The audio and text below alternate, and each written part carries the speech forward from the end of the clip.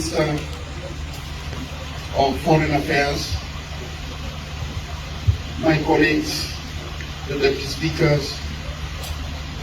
I will not say much, but I will add my voice to appreciate the wonderful, wonderful presentation and work by our own experts who have been able to take us through wealth of knowledge and facts which they have at their fingertips. I would like us to give them a round of applause. Secondly, I would like to also take this opportunity to thank His Excellency the President, President Salva Kiir Mayardit, for the wise decision that he took to recall and suspend the dredging projects in Unity State and part of Barakazal region. This was timely and it was necessary because there was outcry from the public, and also we in the parliament have been questioning such immense project commencing in the country without the approval of the parliament. It was a very big concern to us, but now we are back to the driving seat again as members of legislature. We shall wait for the outcome of this public consultation and make sure that we go through the nitty-gritty of the report and where necessary approve as the parliament and the people of South Sudan will be fit and beneficial to the country. Coming back to the presentation, I've been very keen following the different speakers and presenters. But what I realized, as I said earlier, my focus and my objective to attend this symposium is to find a quick and also durable solution for the floods affected communities and villages, areas around the country. But the different presentation that I received, touching about dredging, touching about Jonglei Canal, touching about the Nile, did not really satisfy me. Did not offer me with the most appropriate means or mechanism of dealing today with the problem of today, the problem of floods affecting our citizens in those areas. We talk of dikes, even the question of dredging has been ruled out. That dredging does not, by the first presenter, Professor Taj, he said dredging has no direct solution to the problem of the floods. But the recommendation was on the dikes. I want to hear and also see strongly recommendations touching on combating floods in those areas. We must set this as our priority.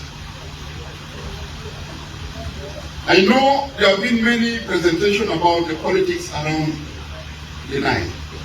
But which one is our priority now? Is that one which will combat the floods? If dredging is not directly going to combat the floods, then that one should be in other levels of priorities, but not the one we should deal with or handle today as we want to get our people away from the flood situation. I would like also to state this. South Sudan is an independent country. We got our independence and we are a sovereign nation. We have our national interest, we have our needs as a country, we have control over our land and resources, and over our interests. We have the Ministry of Foreign Affairs pursuing our international and regional relations. We will pursue our national interests in the region and beyond to the satisfaction of the people of South Sudan.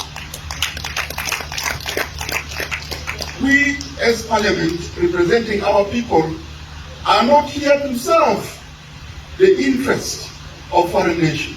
The interest of our people is our number one priority. Their social, political, and economic development is our priority.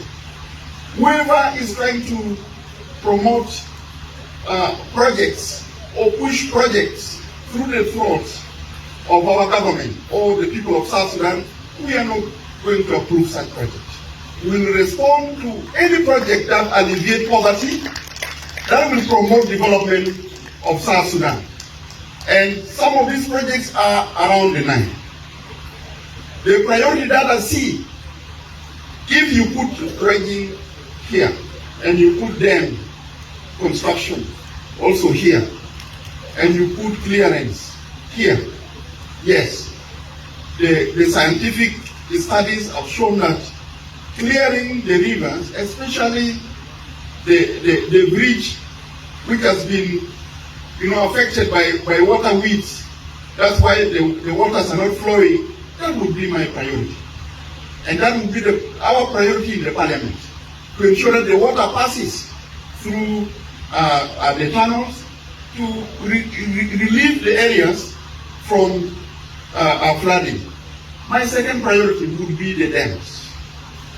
Because with the dams in Fora, we shall achieve 2 or 3 things. One is to control our water.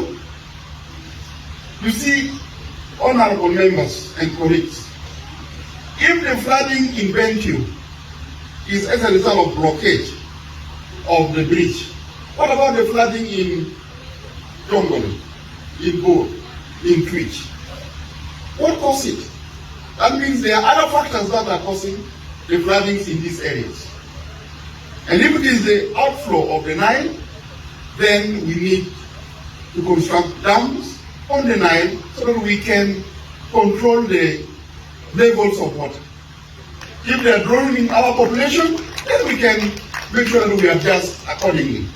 Second, we cannot industrialize as a country based on thermal power. You can bring whatever number of generators, but still you will never achieve the kind of industrialization that you see in East Africa and you see in other countries. Generators will serve just our short-term interests. This is what I also want to add on the presentation that has been given to us throughout the day.